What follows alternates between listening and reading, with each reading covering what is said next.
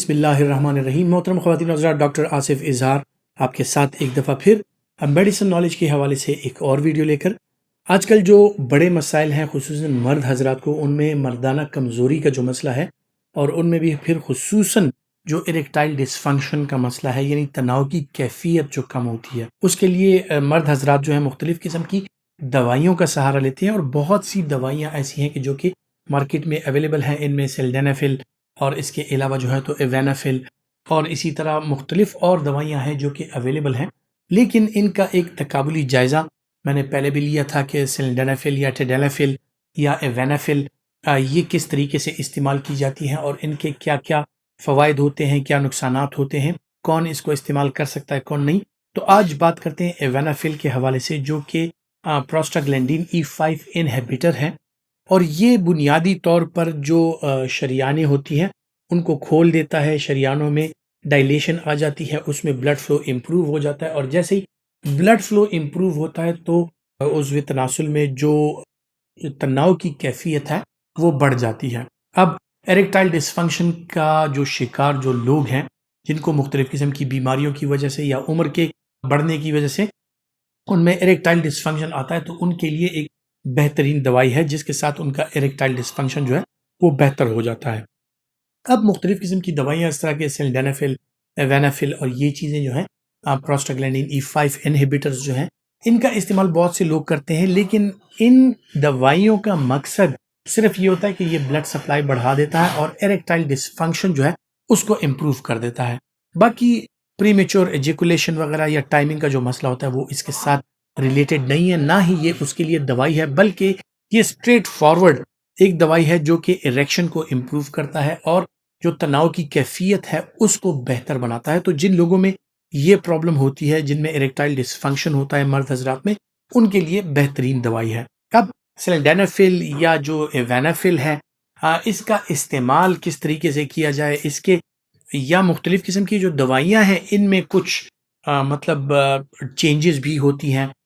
کس طرح وہ ایک دوسرے سے مختلف ہوتی ہیں۔ تو ان میں بنیادی طور پر جو فرق ہوتا ہے وہ ہوتا ہے کہ ان کا میکینزم آف ایکشن، ان کی میٹابولزم کیسے ہوتی ہے، کہ کتنے عرصے میں یہ کام کرنا سٹارٹ کر دیتا ہے۔ موڈ آف ایکشن ان کا ایک سا ہے، لیکن کتنے ٹائم میں یہ اپنی جو ایکٹیویٹی ہے وہ سٹارٹ کر دیتا ہے، پھر کتنے وقت تک اس کی ایکٹیویٹی جو ہے وہ رہتی ہے۔ تو سلڈینافل چونکہ ایک لانگ ایکٹنگ دوائی ہے، اس کا عرصہ بھی زیادہ ہے، اور اس کو جب وہ کام میں آتی ہے، جب اس کا ایکشن سٹارٹ ہوتا ہے تو اس میں تقریباً 45 منٹ سے 1 گھنٹے کا ٹائم لگتا ہے۔ لیکن ایوینافل ایک شارٹ ایکٹنگ پروسٹاگلینڈین E5 انہیبیٹر ہے جو کہ تقریباً 15 منٹ کے اندر اندر اپنا ایکشن جو ہے وہ جاری کر دیتا ہے، اور اس کے جو ایفیکٹس ہیں وہ شارٹ ایکٹنگ ہوتے ہیں، تقریباً 4 سے 6 گھنٹے تک بھرپور طریقے سے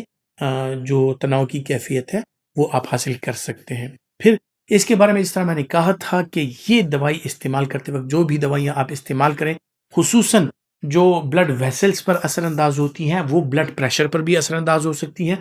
کوئی اگر دل کا مریض ہے یا خدا نخواستہ کوئی ایسا مریض ہے کہ جس کو فالج ہوا ہوا، وہ لوگ بھی احتیاط سے اس کا استعمال ڈاکٹر کے مشورے کے مطابق کریں، کیونکہ اس کے ساتھ انٹراکرینل ہائپرٹینشن یعنی سر کے اندر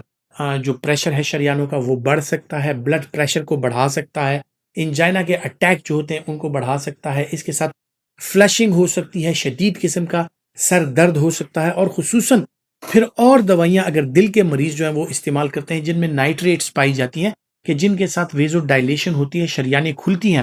تو اگر یہ پروسٹاگلینڈین E5 انہیبیٹرز اس کے ساتھ استعمال کی جائے تو ان دونوں کا ایفیکٹ ایک سا ہوتا ہے، اور سسٹمک ویزو ڈائلیشن ہو سکتی ہے جس کی وجہ سے شوق میں بندہ جا سکتا ہے، شدید طریقے سے بلڈ پریشر جو ہے وہ لو ہو سکتا ہے، انجائنا کا اٹیک یا ہارٹ اٹیک آنے کے چانسز یا آپ کو فالج کے چانسز جو ہیں وہ بڑھ سکتے ہیں۔ تو جب بھی اس کا استعمال کرنا ہو، اپنے ڈاکٹر سے بھرپور طریقے سے اپنا چیک اپ کروا کے، اپنی ڈرگ ہسٹری اس کو بتا کے کہ آپ اور کوئی دوائیوں کا استعمال تو نہیں کر رہے، تاکہ اگر ان دوائیوں کا آپ کے استعمال شدہ دوائیوں کے ساتھ کوئی ری ایکشن ہو یا ڈوز ایڈجسٹمنٹ کرنی پڑے یا کچھ دوائیاں بند کرنی پڑے، کچھ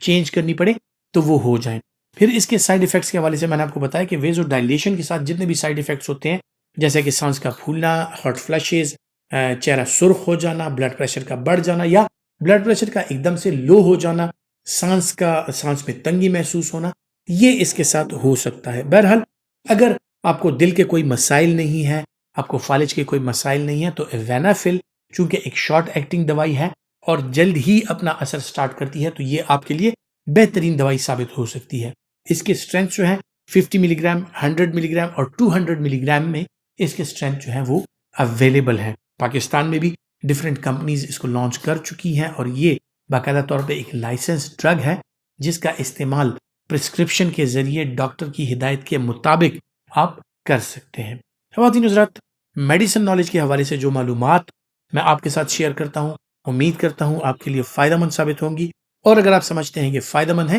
تو یہ ویڈیو لائک کیجئے اور زیادہ سے زیادہ شیئر کیجئے۔ اپنا بہت سا خیال رکھیے گا۔ اللہ حافظ۔